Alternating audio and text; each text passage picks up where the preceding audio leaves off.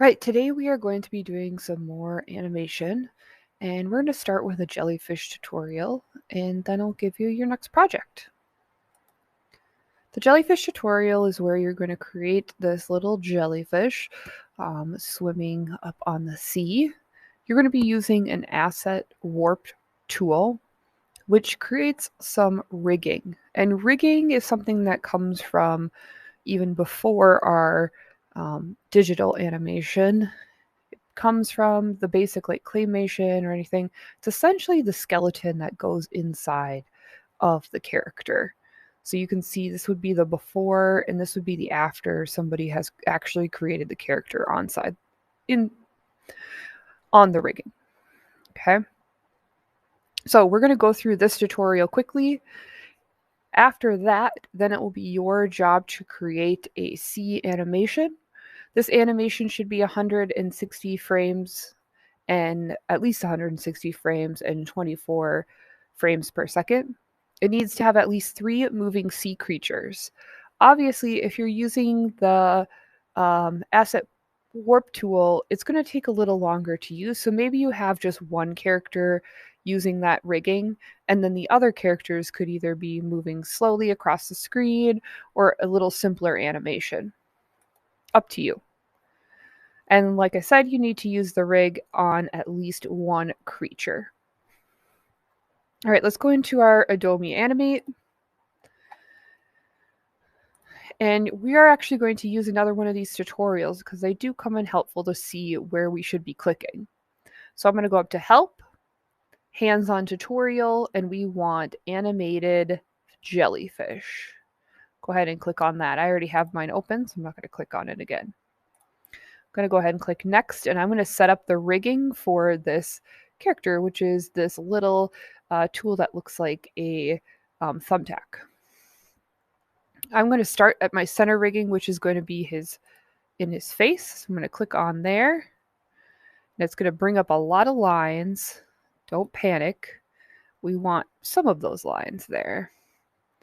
All right. So every time I want to create a new rig or a new bone in his body, I'm going to go ahead and click. And you can see that it automatically kind of adds more and more. So I'm going to click off of it for a second and then go ahead and click on my main one again. And you can see that it will add a separate bone here for me to follow. All right. And of course, they have multiple tentacles, so this could take a little bit of time. Clicking off every time I want to add a new bone that is not attached to the others. Clicking on that main head.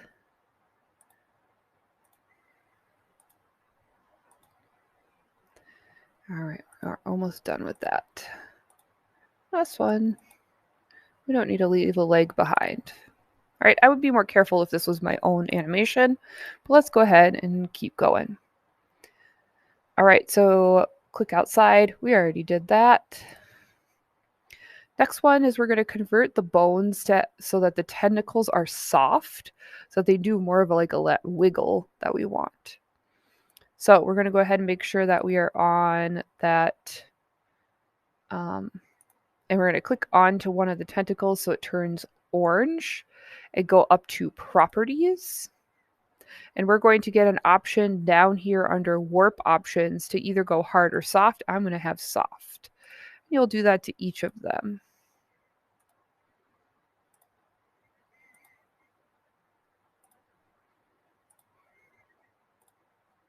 So again, under Properties, hard or soft, we're going to go soft for this animation, part of this animation.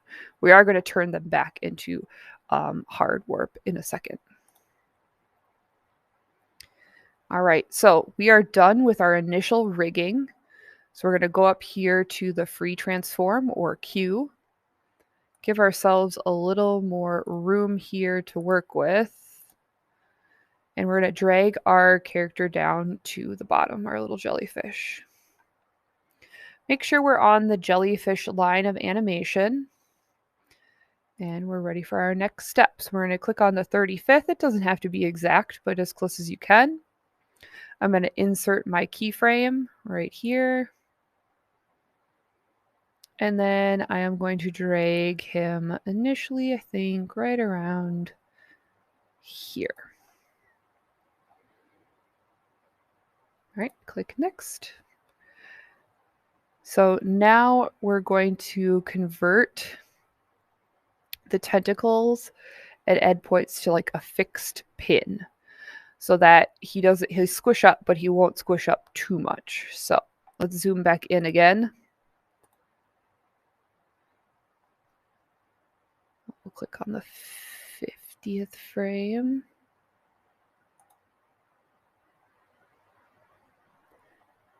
And do a keyframe first before we keep going. All right, so now I am ready to do, I clicked on my keyframe for the 50th. We're going to set the stage area to 100 so we can actually see his little feetsies. And now we're going to select each node. So nodes are the ones that are down here at the bottom. And it should still prop up on our tools, but no, we're going to freeze the joint right here. So it's just a slider.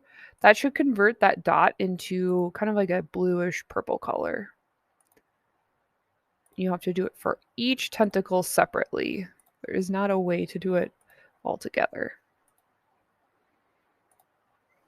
This will give us a chance to let that jellyfish squish down. So I'm going to freeze that joint. So I already did that. And now deform the jelly as shown. So I'm going to grab his top box here and I'm going to squish him down. So you can squish him down as far as you want.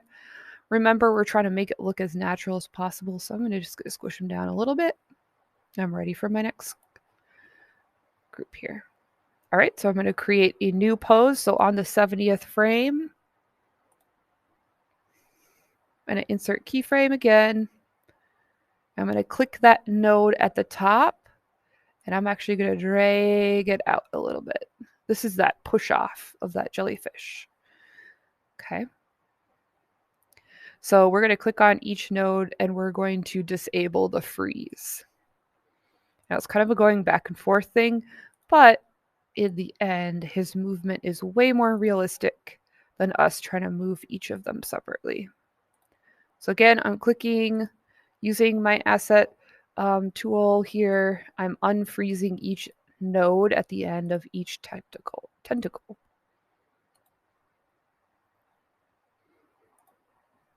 All right, so now I'm ready for the next one. And this is where he's like really pushing off. And I could do that by moving and showing that by moving my tentacles closer together. Because they don't just stay really wide when they're pushing through the water. They kind of come together.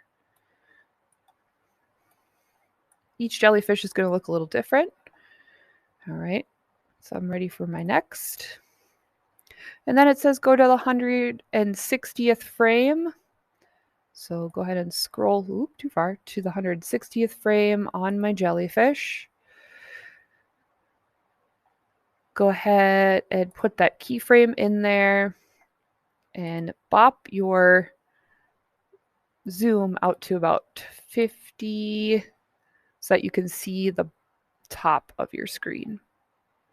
Use that free transform or Q to propel your jellyfish all the way to the top so he is off the screen.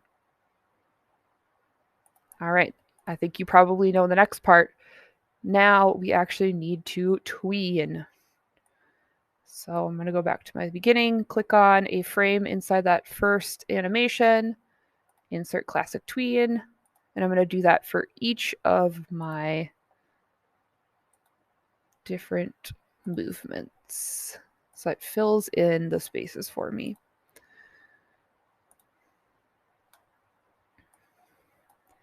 All right, so I can press play. I have had a little difficulties when I press this play button with a bigger animation that it's really slow. So if you want to get a true test of what the speed is, go ahead and just show it on or export it. It then asks you to put it on Twitter. We're not going to do that, but you can at least look at it at its true speed. All right, so once this jellyfish is done, I'm going to move on to creating my own animation. Remember that animation should have 160 frames at 24 frames per second, 3 moving sea creatures, and there's my little jellyfish guy, and have at least one of those creatures use a rig or animation, and I think this one is better than my first one. Good luck, rewind if you need to.